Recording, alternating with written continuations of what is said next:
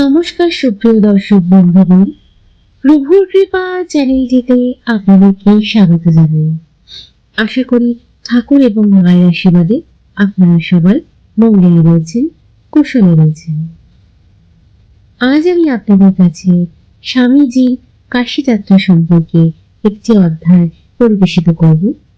তার আগে আপনাদের কাছে আমার বিশেষ অনুরোধ, আমাদের চ্যানেলটি যদি আপনাদের ভালো লেগে থাকে তাহলে অবশ্যই লাইক এবং সাবস্ক্রাইব করবেন এবং পাশে থাকা বেল আইকনটিতে ক্লিক করে দেবেন, যাতে আমাদের আপলোড করা সমস্ত ভিডিওর আপডেট আপনাদের কাছে তৎক্ষণাৎ পৌঁছে যায়।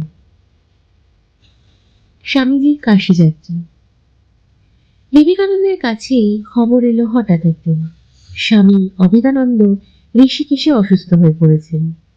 সঙ্গে সঙ্গে কিছু টাকা পাঠিয়ে দিলেন তিনি এবং অভেদানন্দকে কাশীতে নিয়ে আসার ব্যবস্থা করলেন।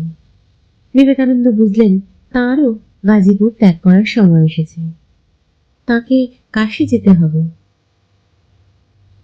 অসুস্থ অভেদানন্দকে সেবা করে তাড়াতাড়ি সুস্থ করতে হবে। কাশী যাওয়ার পথে ঘটনাটা ঘটল। স্বামীজি ট্রেনে চলেছেন গাজীপুর থেকে কাশী। একটি তৃতীয় শ্রেণীর টিকিট ছাড়া তার কাছে আর যা আছে তা হলো একটা কম্বল, বরফের গেরুয়া আলখাল্লা আর হাতে একটি বন্দুক, কানাকড়ি নেই সঙ্গে। তিনি যে কামরায় এক কোণে বসে আছেন তার সবটুকু দখল করে চলেছে এক অর্থবান বেলি, সঙ্গে তার কিছু ইয়ারবন্দি। তারা স্বামীজিকে দেখেই বুঝল এই তরতাজা সন্ন্যাসী না খেয়ে আছে, কিনে জল খাওয়ারও পয়সা নেই তার। বড়লোক বেনে বেশ মজা পেল স্বামীজির দুর্দশা দেখে। সে তার ইয়ারদের নিয়ে স্বামীজিকে দেখিয়ে দেখিয়ে নানা সুখাদ্য খেতে লাগল। খাওয়া দাওয়া সেরে এবার তো জল খেতে হয়। স্টেশন থেকে জল কিনে খেল সে বেলি আর তার বন্ধু। তেষ্টায় গলা শুকিয়ে গিয়েছে বিবেকানন্দ। তৃষ্ণার্ত সন্ন্যাসীকে দেখিয়ে দেখিয়ে জল পান করার পর সুখ লাভ করলে ভূমি শোনা যাচ্ছে। ট্রেন বেশ কিছুক্ষণের জন্য থামলো তারিঘাট স্টেশনে। সবাই নেমে গেল ট্রেন থেকে। স্বামীজিও নামলেন, বসতে গেলেন প্ল্যাটফর্মের ছায়ার নিচে। চৌকিদার এসে তাড়িয়ে দিল। কি করবেন স্বামীজি? তিনি প্ল্যাটফর্মের বাইরে কম্বলটি পেতে একটি খুঁটিতে হেলান দিয়ে চুপ করে বসে রইলেন। উত্তর ভারতীয় সেই বেনি স্বামীজিকে সহজে ছাড়বার পারছ না।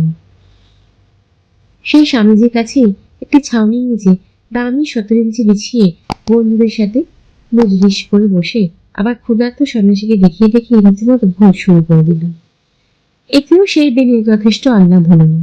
তখন সে বিবেকানন্দকে শুনে শুনে বলতে লাগলো, ও হে দেখছো এত সব খাবার দাবার, কেমন মজা করে খাচ্ছি, আর তোমার কাছে যে জল কেনারও পয়সা নেই। এই ঠান্ডা জল যদি তুমি খেতে তোমার খিদে না থাক, তেষ্টা তো মিটতো। এই দেখো আমি কেমন আরাম করে জল খাচ্ছি। রোজগার করতে জানতে হয় বুঝলে, রোজগারের ক্ষমতা নেই তাই সন্ন্যাসী হয়েছে। এখন বুঝো পয়সার কি ক্ষমতা। ইচ্ছে করলে আমি কিনে খেতে পারি, তোমার মতো খিদে জ্বলতে হয় না। এসব কথা শুনেও বিবেকানন্দ এতটুকু রেগে গেলেন না। কোনো ক্ষোভ নেই তার মুখে, যেন অন্য কিছু, অন্য কারো কথা ভাবছেন তিনি।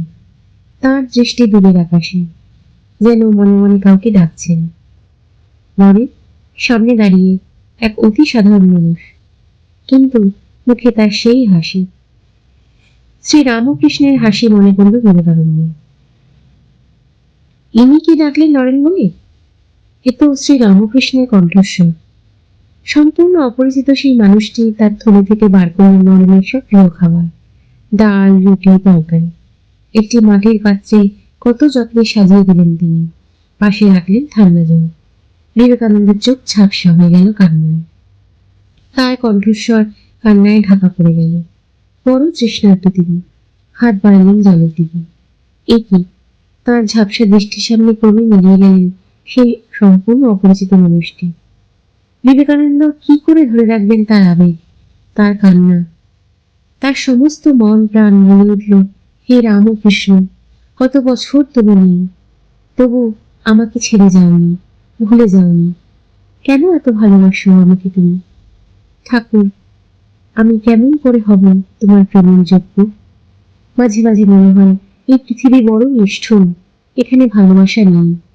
হে রাম ও কৃষ্ণ, তুমি ফিরে ফিরে এসে মনে করিয়ে দাও পৃথিবীতে ভালোবাসার মরণ নেই। বিবেকানন্দ বিস্মিত হয়ে তাকালেন মাটির থালা ভর্তি খাবারের দিকে। এ তো দক্ষিণেশ্বরে ভবতারিণী প্রসাদ, সে একই সুবাস। ভবতারিণী প্রসাদের সুগন্ধ নাকে লেগে আছে বিবেকানন্দ। টারিঘাট স্টেশনে দক্ষিণেশ্বরে ভবতারিণী প্রসাদ, সমস্ত প্ল্যাটফর্ম জুড়ে ছড়িয়ে পড়েছে সেই সৌরভ। হৃদয় গগনে বিবেকানন্দ স্পষ্ট শুনলেন শ্রীরামকৃষ্ণের স্নেহময় কণ্ঠ, মরে খেয়ে নি, দেরি করিস নি, গাড়ি ছাড়বে এখন, কাশি এখনো অনেক দূর বেরো। অংশটি সংগৃহীত। ঘটনাটি শোনার পর আমাদেরই চোখ ঝাপসা হয়ে এলো স্বামীজির আবেগের কথা ভেবে। তিনি ক্ষুধার্ত, তিনি তৃষ্ণার্ত, তার এই কষ্ট ঠাকুর সহ্য করতে পারেননি। তাই স্বয়ং ঠাকুর নিজে হাতে খাবারটা মুখের সামনে তুলে ধরেছেন। সত্যি কত কষ্টই না করেছেন স্বামীজি। তার এই আদর্শ, তার এই পন্থা এখনকার যুব সমাজের পাথেয়। আজ এইটুকুই। পরবর্তী পর্যায়ে আপনাদের কাছে আমি আরো একটি সত্য ঘটনা নিয়ে উপস্থাপিত করব। ততক্ষণ আপনারা ভালো থাকুন, সুস্থ থাকুন, এটাই কামনা করি। জয়তু শ্রীরামকৃষ্ণ, জয়তু শ্রীরামকৃষ্ণ, জয়তু শ্রীরামকৃষ্ণ।